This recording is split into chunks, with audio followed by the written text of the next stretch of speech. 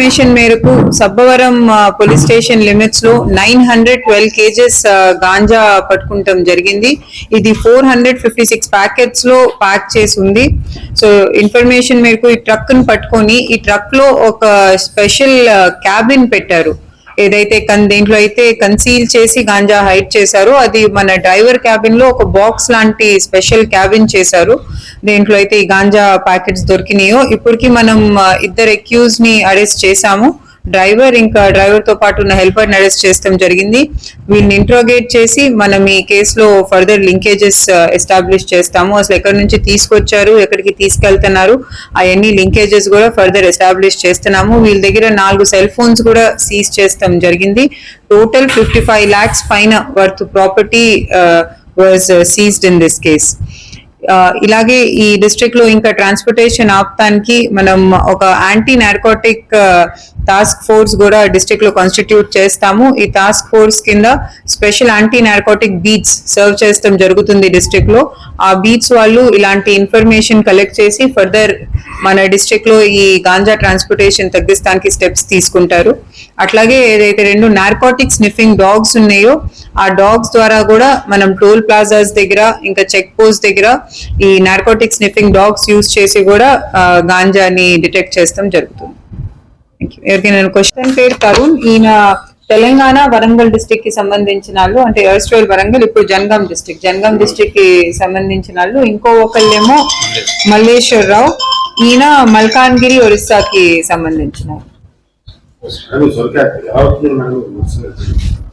ఇది యాక్చువల్ గా వస్తాం మనమైతే కొత్త వలస వైపు నుంచి సబ్బవరంలో ఎంటర్ అయినప్పుడు పట్టుకున్నాము. ఇది లోడ్ కూడా మనం ఒరిస్సాలో చేశారని మనకి తెలిసింది ఇంట్రోగేషన్ లో.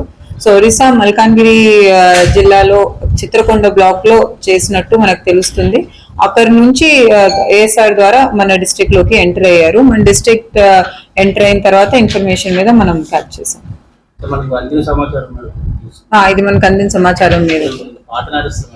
వీళ్ళిద్దరి మీద అయితే ముందు కేసెస్ ఏమీ లేవు. వీళ్ళకి ఏదైతే బ్యాక్వర్డ్ అండ్ ఫార్వర్డ్ లింకేజెస్ ఉన్నాయో వాళ్ళు ఎవరైనా పాత నేరస్తులు అయ్యి ఉండొచ్చు. అది మనం ఫర్దర్ వెరిఫై చేయాలి. డెఫినెట్ గా ఇంకెక్కువ మందే ఉంటారు, ఎందుకంటే వీళ్ళిద్దరిని పంపించిన వాళ్ళు ఉంటారు, అది లోడ్ చేసిన వాళ్ళు ఉంటారు, ఆ ట్రక్ కి సంబంధించిన వాళ్ళు ఎవరైతే ఉన్నారో వాళ్ళు, ప్లస్ ఈసారి మనం అసలు అది ఆ ట్రక్ ఏదైతే మీకు నేను చెప్పినట్టు స్పెషల్ గా ఒక క్యాబిన్ వెల్డ్ చేశారో అది ఎవరు చేశారు వాళ్ళని కూడా ఈసారి మనం పట్టుకుంటానికి ఎఫర్ట్ చేస్తున్నాము. సో వీళ్ళందరూ కూడా నేరస్తులే అవుతారు.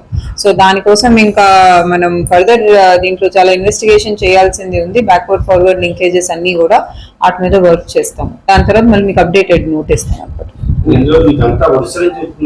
ఇది ఒరిస్సా నుంచి లేదు, ఇది ఈ గాంజా అయితే పండించింది ఒరిస్సాలో, వచ్చింది కూడా మనకి ఒరిస్సా నుంచే. మనది ట్రాన్స్పోర్టేషన్ లో మనం పట్టుకున్నాము. అదైతే మనకి ఇప్పుడు ఇంట్రోగేషన్ లో కూడా తెలిసిన సమాచారం బట్టి ఒరిస్సా నుంచే వచ్చింది. అదే ఐఎస్ఎం ఉంది. ఇప్పుడు మనం ఫర్దర్ పట్టుకున్నాక కన్ఫర్మ్ చేస్తాము.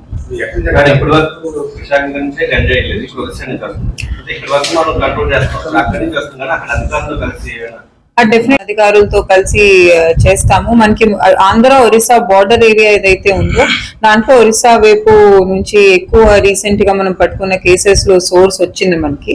సో దానివల్ల Malkangiri district, specially Malkangiri district లో మనకి ఎక్కువ గాంజా అక్కడి నుంచి వస్తుంది.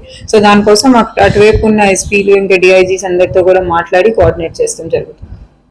మనకి డిస్ట్రిక్ట్ ఇప్పుడు స్టేట్ లో కొత్తగా anti narcotic task force state లో కూడా సెటప్ చేశారు. సో దాంట్లో కూడా డిఐజీ సార్ నేస్తం జరిగింది. వాళ్ళ వైపు నుంచి కూడా కోఆర్డినేట్ చేస్తున్నాము. మన డిస్ట్రిక్ట్ నుంచి అసలు అక్యూజ్ లిస్ట్ ప్రిపేర్ చేస్తున్నాం. ఇప్పుడు మనం పట్టుకుంటున్నాము కానీ వాళ్ళు ఒడిస్సా వాళ్ళు అవుతున్నారు సప్లయర్స్. సో వాళ్ళందరూ ఎవరెవరు అబ్స్కాండింగ్ ఉన్నారు, ఏ జిల్లా వాళ్ళని మొత్తం లిస్ట్ ప్రిపేర్ చేస్తున్నాము. ఈ లిస్ట్ మనం వాళ్ళతో కూడా షేర్ చేస్తాము. సో దట్ కోఆర్డినేషన్ లో వాళ్ళని పట్టుకుంటాం కుదురుతుంది.